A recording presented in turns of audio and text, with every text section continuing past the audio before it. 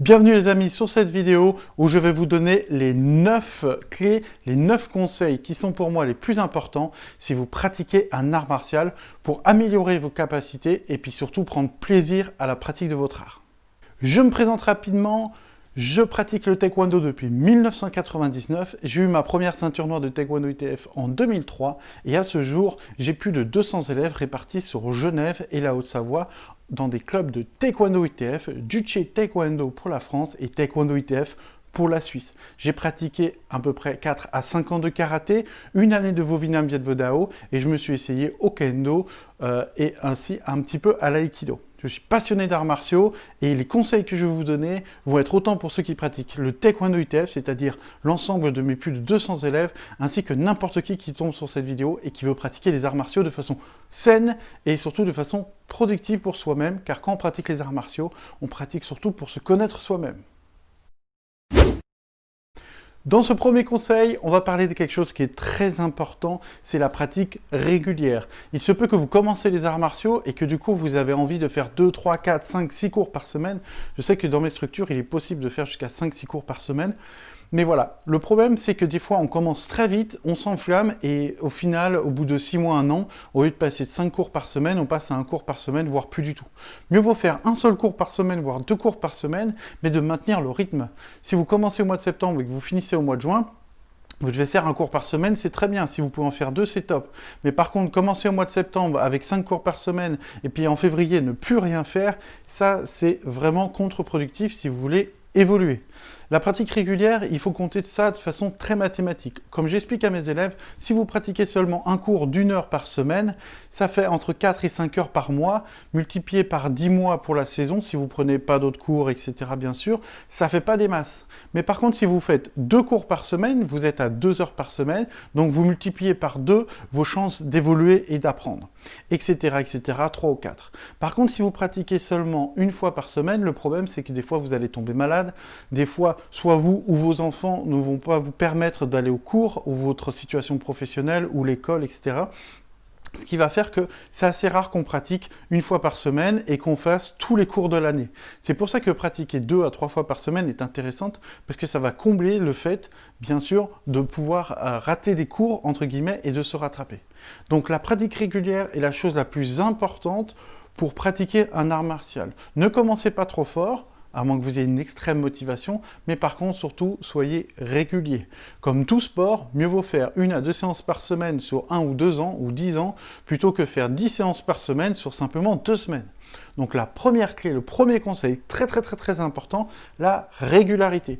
Je le vois depuis le début que j'enseigne, depuis 2003, la différence entre ceux qui sont rapides et qui vont avoir un certain talent, une certaine motivation et qui vont s'enflammer. Souvent, ces personnes arrêtent au bout de 1 ou 2 ans parce qu'ils ont donné trop au départ. Mais par contre, les personnes qui pratiquent 1 ou 2 cours par semaine, voire plus, mais en tout cas qui sont réguliers, arrivent à atteindre des niveaux jusqu'à la ceinture noire. Donc de mon expérience, croyez-moi, pratiquez régulièrement. Bien, dans ce deuxième conseil, je vais vous dire quelque chose de très important, c'est écouter son corps. Vous devez absolument écouter vos ressentis. Pourquoi? Parce que si vous vous blessez, vous allez perdre énormément de temps à guérir, même si ce n'est pas un temps perdu, mais malheureusement, vous allez prendre du retard sur vos objectifs, sur le groupe, etc. Et vous allez avoir beaucoup de frustration. De plus, on pratique les arts martiaux principalement et aussi pour la santé.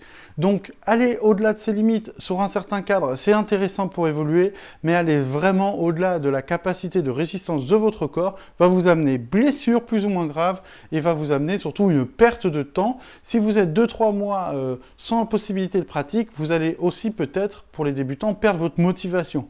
Donc en fait, plus vous allez monter en grade, plus vous allez apprendre les arts comme l'art du taekwondo, plus vous allez apprendre à vous connaître, à connaître votre corps et à éviter tout type de blessure.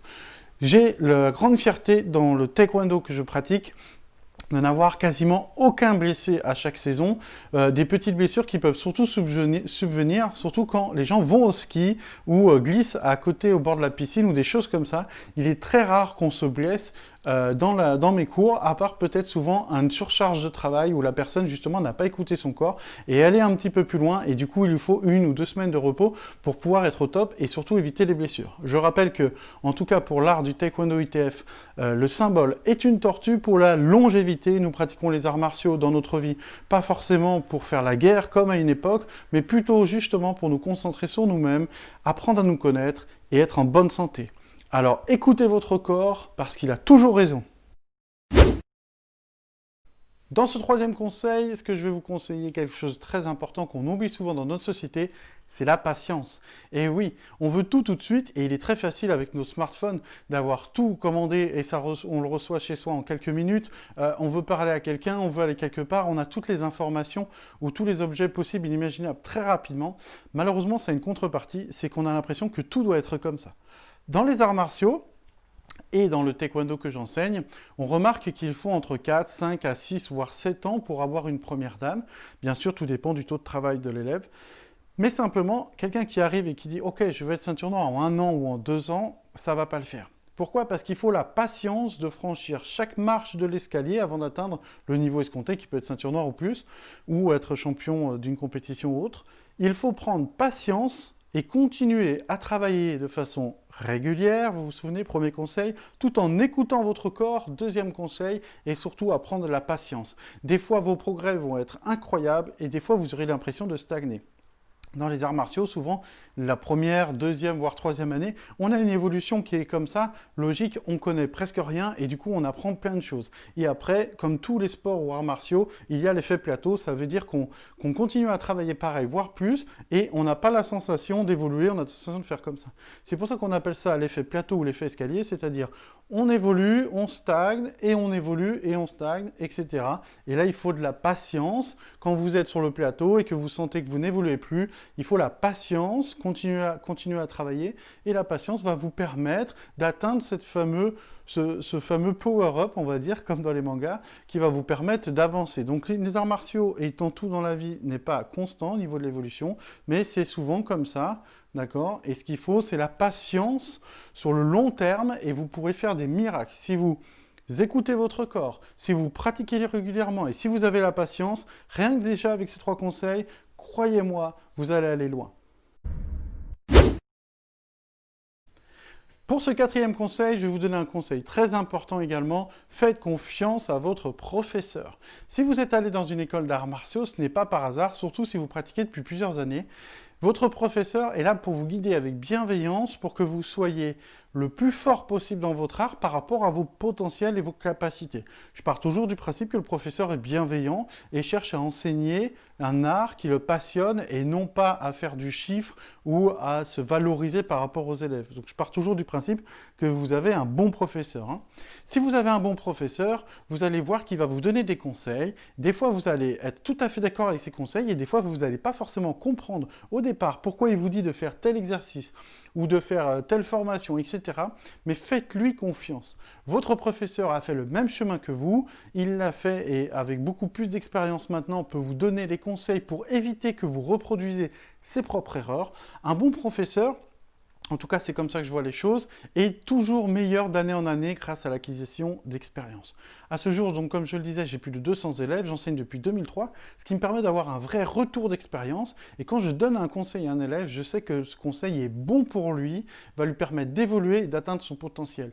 Faites confiance à votre professeur, c'est très important, c'est une relation maître-élève qui est très très important, parce que si vous faites confiance à votre professeur, il vous donnera tout ce qu'il faut pour que vous soyez le mieux possible dans votre art. Donc faites confiance à votre professeur et surtout écoutez-le. Si jamais vous ne comprenez pas, discutez avec lui. Un bon professeur est quelqu'un d'ouvert et qui va toujours vous expliquer ce qu'il vous fait faire. Mais dans le doute, faites ce qu'il dit. Croyez-moi, il fait ça pour vous. Son but, c'est que vous soyez le meilleur possible et le plus épanoui dans votre art. 5e conseil, faites des stages et des formations, formez-vous.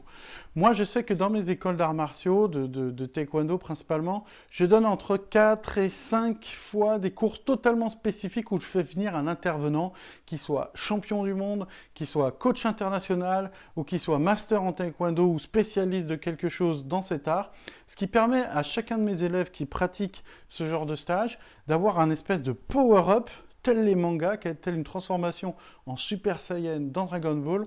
C'est-à-dire que les élèves ont une très belle progression grâce à mes cours que je donne de façon régulière, les cours particuliers, etc. Mais en plus, chaque année, ils ont des formations où je fais venir sur place des maîtres, etc. Ce qui va permettre vraiment que pendant 2, 3, 4, 5 heures, voire une journée, ils apprennent la même chose et en mieux et de façon différente, abordée d'une façon différente, ce qui leur permet vraiment une énorme évolution.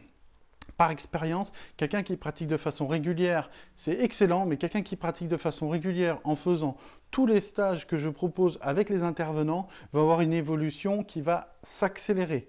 Alors vraiment, des fois, le fait d'entendre la même chose dit par quelqu'un d'autre avec une autre façon va permettre de débloquer un blocage qu'on peut avoir dans les cours ou sur certaines techniques.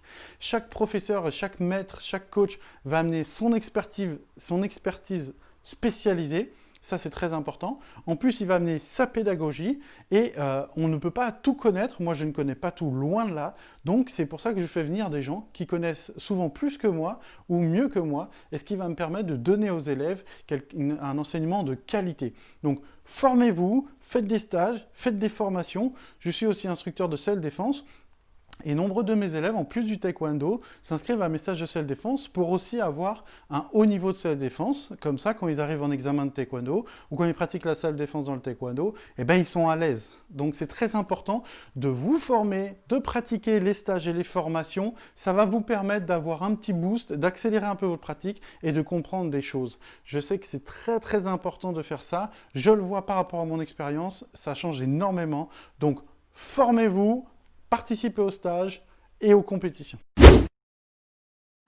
Pour ce prochain conseil, qu'on pratique les taekwondo, les arts martiaux de façon totalement loisir ou pour la compétition ou pour passer les ceintures, etc., peu importe votre raison, il est important de se lancer des défis.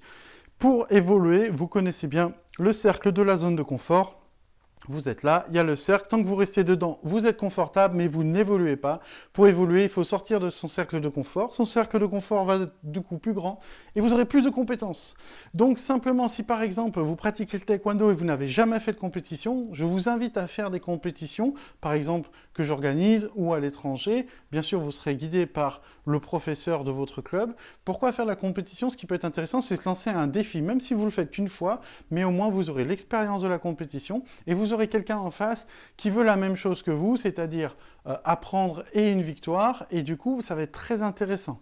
Également pour les examens, j'ai beaucoup d'élèves, et je suis assez fier de ça, qui sont très humbles, et qui des fois se disent « Oh, je ne veux pas passer mon examen, je préfère attendre pour être encore plus fort, encore plus fort ». C'est une très bonne démarche, mais au bout d'un moment, il faut se lancer. Il faut sortir de sa zone de confort, ce qui veut dire des fois se lancer un peu dans le vide en mettant tout son travail en avant, et puis vous verrez ce qui se passe. Soit vous réussissez et vous avez une énorme expérience, vous êtes fier de vous, soit vous faites de votre mieux et vous avez une énorme expérience. Et dans tous les cas, si vous faites de votre mieux, vous serez fier de vous. Donc dépassez votre zone de confort, lancez-vous des défis. Si vous n'avez jamais fait de stage, faites-en. Vous n'avez jamais fait de compétition, faites-en. Si vous avez fait une petite compétition, essayez une plus grande. Et pareil pour les examens, bien sûr, préparez-vous, hein. N'y allez pas en touriste. Mais si vous êtes prêt, faites. Traversez cette zone de confort et vous allez voir que la vie, c'est simplement ça, comme les arts martiaux. Au début, on est ceinture blanche, après on est ceinture jaune, après on est ceinture verte, etc., etc. Et les arts martiaux, c'est vraiment symbolique de la vie. Donc, sortez de votre zone de confort pour qu'elle s'agrandisse. Donnez-vous, lancez-vous des défis, ça c'est très important. Soyez persévérant, c'est une des valeurs types du taekwondo, la persévérance. Et croyez-moi, j'ai vu passer beaucoup de gens dans mes clubs. J'ai vu des jeunes qui étaient simplement incroyables. Ils avaient un talent naturel, ils apprenaient 3 fois plus vite que les autres. C'était tout bonnement magnifique d'avoir de ce type d'élèves. C'est-à-dire qu'on pouvait donner 3 fois plus à ces élèves et ils apprenaient. C'était vraiment presque des génies dans leur art. Le problème, c'est que ces élèves, souvent, ils arrêtent parce qu'ils ne persévèrent pas. Alors que des fois, j'ai des élèves qui ont une évolution tout à fait normale, voire ils prennent leur temps pour bien comprendre et tout, et en fait, à la fin, ces genres d'élèves qui ont persévéré deviennent ceinture noire, puis parfois professeurs, etc. Donc la grande différence, c'est la persévérance. Vous connaissez ce proverbe, et je le dis à chaque fois à mes élèves, la seule différence entre une ceinture blanche et une ceinture noire, c'est la persévérance. Si vous continuez à pratiquer de façon régulière, en tenant compte de tous les conseils que je vous ai déjà dit, et que vous persévérez peu importe les échecs, peu importe les difficultés, vous obtiendrez des résultats. La persévérance est pour moi le plus important des conseils que je vais vous donner aujourd'hui. Je sais que ça paraît bateau, mais dites-vous que si vous voyez une personne qui a 2-3 grades de plus que vous ou toute autre expérience, c'est qu'il a persévéré. Prenez exemple sur les gens qui ont pratiqué depuis plus de 5, 10, 20, 30, 40 ans le taekwondo ou les autres arts martiaux et comprenez qu'ils en sont là parce qu'ils ont persévéré. N'abandonnez pas, n'abandonnez pas, n'abandonnez pas. Voilà ce que j'ai à vous dire aujourd'hui. Persévérez pour obtenir vos objectifs, que ce soit dans les arts martiaux ou dans la vie. Bien, dans ce 8e conseil, je vais vous donner un conseil très important. Si vous voulez pratiquer les arts martiaux de façon saine et de ne pas avoir de frustration, ne vous comparez pas aux autres. Bien sûr, on peut en fait très légèrement se comparer à quelqu'un pour simplement voir notre niveau actuel. Par exemple, en compétition, c'est totalement ça. On se compare à quelqu'un lors d'un combat ou lors de techniques, et puis on va voir notre niveau. Mais en vrai, la personne en face n'a pas tant d'importance que ça, que nous montrer à nous-mêmes notre propre niveau. Ne vous comparez pas aux autres, surtout pour les examens. Je vois souvent des gens qui disent « Waouh, mais lui, il est déjà ceinture bleue, par exemple, et moi, je suis que ceinture verte, donc la ceinture en dessous. Pourtant, j'ai commencé en même temps que lui, je sens beaucoup de frustration, je suis énervé. » Ok. Lui, peut-être qu'il apprend plus vite. Peut-être que toi, tu as besoin de plus de temps. Mais vous avez chacun 2 personnalités différentes, vous n'avez pas le même âge, vous n'avez pas le même contexte. Donc c'est très important de comprendre que chacun doit faire son chemin, surtout au niveau des grades, et que vous ne devez pas avoir de frustration si un de vos amis qui a commencé en même temps que vous, vous dépasse un peu en grade, ou etc. Il peut avoir 1000 raisons, vous avez pu être blessé, etc. Donc si on commence à se comparer aux autres, c'est impossible, parce que chacun a son histoire, chacun a son vécu, chacun a ses capacités de travail, chacun a une vie professionnelle et familiale différente. Donc ne vous comparez pas aux autres. Si les autres évoluent plus vite que vous, soyez content qu'ils évoluent plus vite que vous, ça vous permettra de vous entraîner avec eux et du coup vous-même d'évoluer plus vite. Si jamais vous-même vous évoluez plus vite, tant mieux, vous pourrez aider les gens qui évoluent un peu moins vite et leur donner votre expérience. Donc simplement ne vous comparez pas aux autres, comparez-vous simplement à vous de hier, à vous du mois dernier ou de l'année d'avant. L'importance dans la vie, pour être heureux dans les arts martiaux et dans la vie en général, c'est la progression. Et la progression ne se fait que par rapport à soi-même. Ne vous comparez pas aux autres, donnez-vous un objectif, calculez votre objectif et surtout regardez votre évolution. Et c'est ça qui va vous permettre de pratiquer les arts martiaux de façon sereine. Pour ce 9e conseil, je vais vous donner un conseil, encore une fois, très important, pratiquez votre art martial en profondeur. Ne survolez pas votre art martial, parce que si vous allez juste faire l'aspect technique de votre art martial, ça va vous plaire un temps, mais vous ne ferez pas ça toute votre vie. Vous devez intégrer les valeurs de votre art martial. Vous devez le ressentir, le vivre, c'est très important. Vous devez comprendre la philosophie de votre art, parce que chaque art martial a plus ou moins la même philosophie, mais quand on regarde bien, il y a quand même des petites différences, des petites spécificités, ne serait-ce qu'au niveau historique. Donc si vous adhérez à votre art martial, ne le faites pas seulement en profondeur. Ne travaillez pas seulement les techniques et ne mettez pas une tenue juste pour dire « Ah, je mets une tenue, c'est stylé ». Non, travaillez en profondeur. Les arts martiaux, vous donnez tout ce que vous leur donnez. Ils vont vous rendre en retour ce que vous leur donnez. Si vous leur donnez la persévérance, le travail, l'intérêt, la concentration, etc., il va vous redonner en échange une compréhension de vous-même, une amélioration physique, une meilleure santé mentale, etc. Donc, en fait, plus vous donnez à l'art, plus il vous rend, plus vous allez chercher tous les aspects de votre art, plus vous vous renseignez, plus vous adhérez à ces valeurs, plus il va être votre guide pour que vous soyez à fond dans votre potentiel.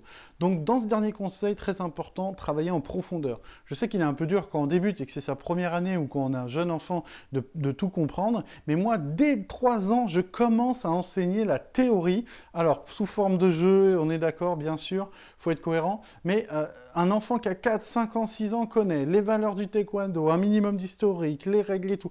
Pourquoi? Parce que ça fait partie de la pratique. Il n'y a pas que la pratique physique, il y a la pratique mentale. Travaillez votre art en profondeur. C'était mon 9e conseil. Et voilà les amis, j'espère que cette vidéo vous a plu. Je l'ai fait pour tout le monde, mais aussi et principalement pour tous mes élèves. Donc regardez cette vidéo, partagez-la autour de vous, que ce soit sur le taekwondo ou sur tout autre art martiaux. Je pense que mes conseils étaient assez généralistes pour qu'ils conviennent à tout le monde. Je vous invite à liker, à partager et à vous abonner. Cette chaîne, je la fais simplement pour partager ma passion des arts martiaux. Donc, si vous aimez mon travail et si mes conseils pour vous ont été pertinents, partagez-le, likez, montrez-moi que vous aimez mon travail. Si vous êtes d'accord avec moi, mettez-le en commentaire. Si vous pensez qu'il y a d'autres conseils, bien sûr qu'il y en a d'autres, hein, j'en ai mis que 9 pour pas que la vidéo soit trop longue. Mais si vous pensez qu'il y a d'autres conseils ou si vous voulez développer, on peut en parler en commentaire. Je vous souhaite une bonne pratique martiale parce que les arts martiaux, c'est se connaître soi-même, c'est évoluer, c'est comprendre qui on est et ce qu'on peut faire dans la vie, c'est être utile pour les autres. Voilà comment je vois les arts martiaux. Alors que ce soit dans un dojo, un dojang ou toute autre ère où on pratique les arts martiaux, je vous dis à très vite, on enfile sa tenue et c'est parti pour pratiquer.